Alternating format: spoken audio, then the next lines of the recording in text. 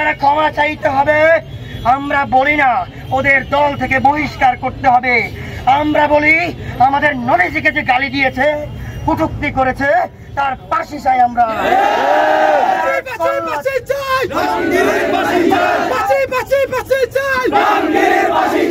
तेरा मेरा रिश्ता किया, तेरा मेरा रिश्ता किया, विश्व नबीर अपमान, विश्व नबीर अपमान।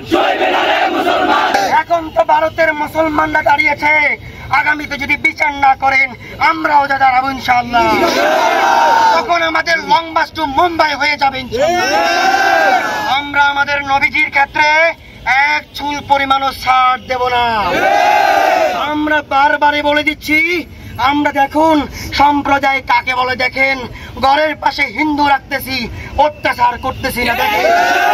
তাহলে আমাদের ওই আপনাদের হিন্দুরা আমাদের মুসলমানদের কলিজার টুকরার গায়ে কেন অপমানের ছুরি দিল?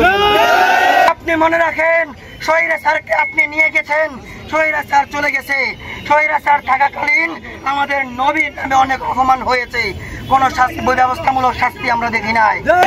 রাসূল শুধু আমার নয়, পুরো মুসলিম জাহানের। আমাদের নবীকে যখন অপমান করা হয়েছে, আমাদের রাষ্ট্র থেকেও ব্যবস্থা গ্রহণ করতে হবে ইনশাআল্লাহ।